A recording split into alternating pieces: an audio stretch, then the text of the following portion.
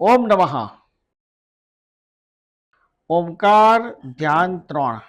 ઓમકાર ધ્યાન 3માં હું તમને તમારી ઓરામાં જે યુગો યુગોથી જન્મો જન્મથી જે અવાજ પડેલો છે, ગયા જન્મમાં તમે કોઈક અલગ જીવ હશો, એના આગલા જન્મમાં મનુષ્ય હશો. ટૂંકમાં તમારો જ્યારથી આત્માને ઓરાનો તમારી આત્માનો જ્યારે પહેલી વાર જન્મ થયો હશે કોઈ એક દેહમાં, એ દેહથી આજના આ દેહ સુધીની જે જર્ની વખતે તમે ક્યાંક વન્ય પ્રાણી હશો, કોઈક જીવ હશો, કોઈક ખેચર પ્રાણી હશો, કોઈ દરિયાઈ પ્રાણી હશો, પક્ષી હશો.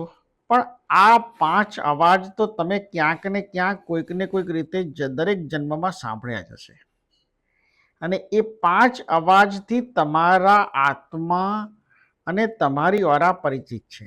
એ 5 અવાજને આપણે આજે સાંભળવાના છે, જેથી કરીને આપણામાં આ અવાજની તાજગી ફરીવાર જ્યારે ઓમકાર ધ્યાન કરવા બેઠા છે ત્યારે આવી જાય.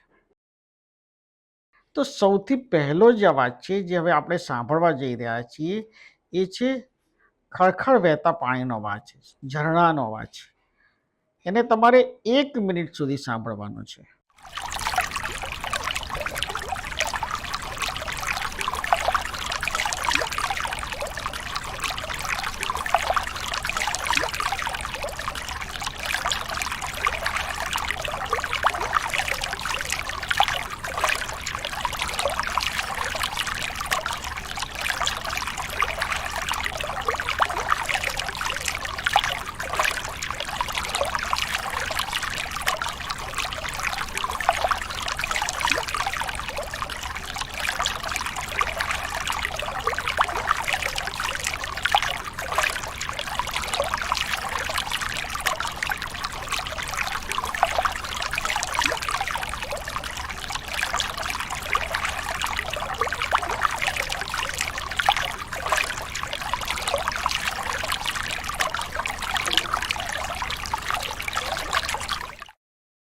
આ તમે કોઈ પણ જન્મમાં કોઈ પણ દેહમાં હશો તો આ અવાજ તમારા કાને ચોક્કસ પડ્યો હશે. હવે ખળખળ વહેતા ઝરણાના અવાજ, પાણીના અવાજ પછી આપણે પંખીના કલરવ, પંખીના ગાન તરફ પ્રયાણ કરીએ. આ અવાજ પણ તમે કોઈ પણ જન્મમાં હશો, તમે ચોક્કસ શ્રવણ કર્યો હશે. તમારી આત્મા અને તમારી ઓરા આ અવાજથી પરિચિત હશે. અને આજે પણ શાંતિ માટે તમને આ પસંદ કરેલો મારો અવાજ, મેં જે અવાજ પસંદ કર્યો છે પક્ષીનો, એ સાંભળવામાં અદ્ભુત આનંદની અનુભૂતિ થશે.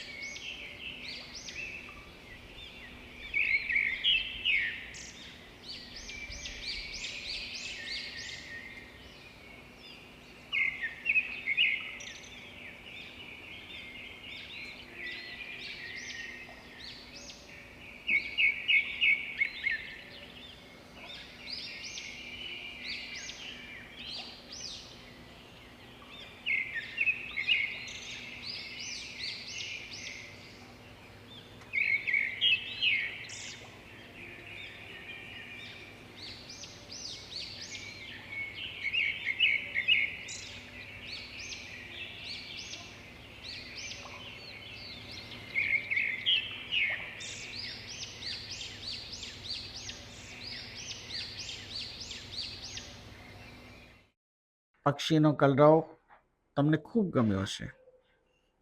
હવે ત્રીજો અવાજ જે છે, એ અવાજ છે કુદરતનો.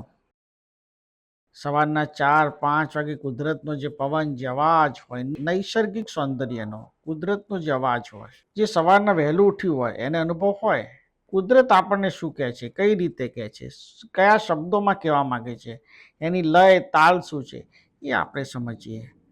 1 મિનિટ માટે આપણે એને શ્રવણ કરીએ.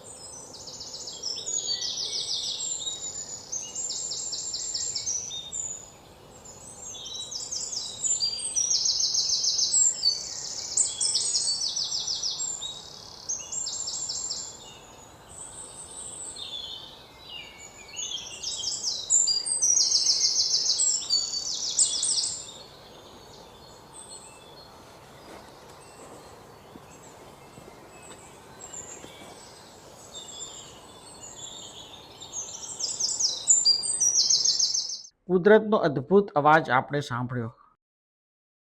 હવે આપણે એક સૂર તરફ જઈએ છીએ કે કોઈ બી એક જન્મમાં કોઈ બી પશુ હશું, પંખી હોઈશું, મનુષ્ય હોઈશું, પણ આપણે કોઈ એક સૂર તો સાંભળ્યો જ હશે.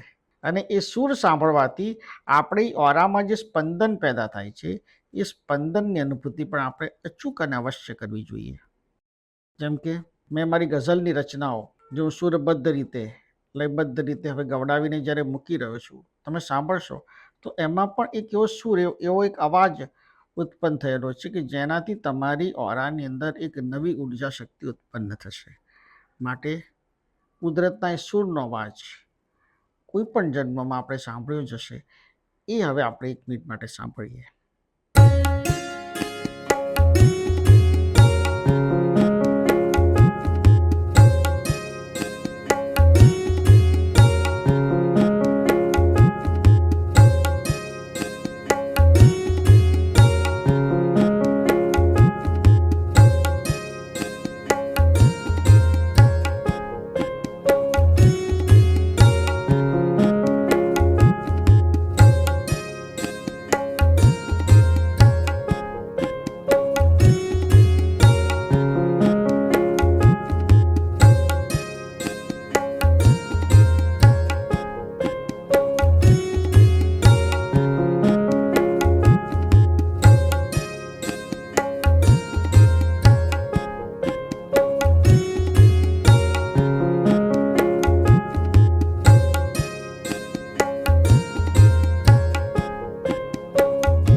અદ્ભુત સૂર હતો. કદાચ 1000 વર્ષ પહેલા તમે જે બી જગ્યાએ હશો, તમે આ અવાજ, આ સૂર સાંભળ્યો જ હશે.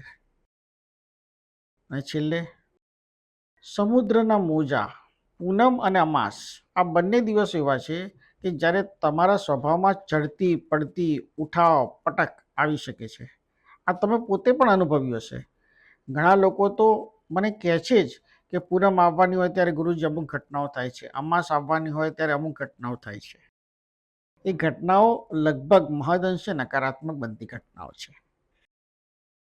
કારણ કે સમુદ્રના પાણીનો જે અવાજ છે, એના મોજાનો જે અવાજ છે, એ મોજાના અવાજથી આજે અલિપ્ત છે. કારણ કે દરેક જણ દરિયા કિનારે તો રહેતું નથી, અને જે દરિયા કિનારે રહે છે એ લોકો તો ક્યારે પણ મોજાનો અવાજ સાંભળવા જતું નથી.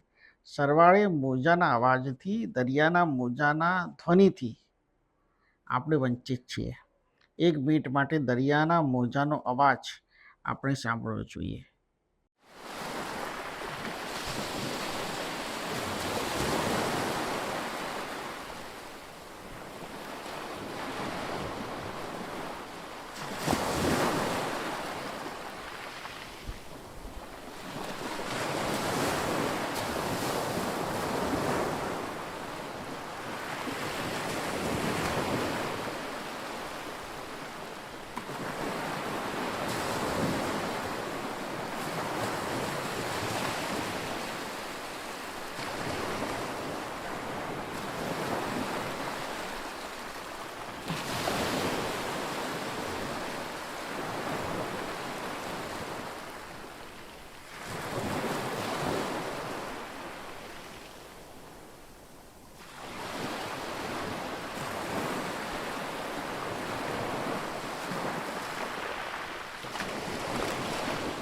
દરિયાના મોજાનો અવાજ તમને કેટલો આનંદિત કરી ગયો? તમારા હૃદયમાં એક આનંદની કિલ્લોરી, આમ કિલકિલાટ થતો હોય એવો તમને અનુભવ થયો. આ 5 અવાજ મેં તમને સંભળાયા. ઓમકાર ધ્યાનમાં 5 અવાજથી તમારા આત્મા એ અવાજ સાથે પરિચિત છે. કારણ કે રોજ નથી તમે પંખીના અવાજ સાંભળતા, કલરવ સાંભળતા બેસીને, કે નથી તમે દરિયાના મોજાનો અવાજ સાંભળતા, નથી ખડખડ વહેતા ઝરણાના અવાજ સાંભળતા, નથી કોઈ સૂરને સાંભળતા. તમે તમારા જીવનમાં નથી કુદરતના નૈસર્ગિક સૌંદર્યના અવાજને સાંભળતા. રોજ ઓમકાર ધ્યાન આસનમાં 3માં હું તમારી આત્મા, તમારી ઓરાને હજારો જન્મ પહેલાં, લાખો જન્મ પહેલાં, તમે જ્યારે પહેલી વાર જન્મ લીધો હશે અને પહેલા અવાજ જે સાંભળ્યા હશે, એમાં આ પ્રમુખ 5 અવાજ તો ચોક્કસ હશે. અને એની સાથે હું આપણો પરિચય ફરી એકવાર આના માધ્યમથી કરાવું છું. 1 મહિના માટે તમારે આ નિયમિત સાંભળવાનું છે, અને જો કાયમ સાંભળશો તો તમારી અંદર 1 વર્ષમાં ચોક્કસ બદલાવ આવશે. તમને એમ થાય કે અવાજ સાંભળતા સાંભળતા તમારે મનમાં શું રટન કરવાનું, તો તમારા મનમાં સતત ઓમ નમઃ, ઓમ નમઃ, ઓમ નમઃ નો ધ્વનિનાદ કરી શકો છો, અથવા તો મૌન થઈ એ અવાજને જ ખાલી શ્રવણ કરો. મૌન થઈ એ અવાજને જ શ્રવણ કરો. 2 પ્રક્રિયામાંથી તમને જે અનુકૂળ પડે તે તમે કરી શકો છો. ઓમકારનો દિવ્ય ચૈતન્ય અને આશીર્વાદ તમારા પર રહે એવા મારા આશીર્વાદ છે. ઓમકાર ધ્યાન 3 નિયમિત રીતે તમે કરશો એવી ભાવના હું રાખું છું. ઓમ નમઃ, ઓમ નમઃ, ઓમ નમઃ.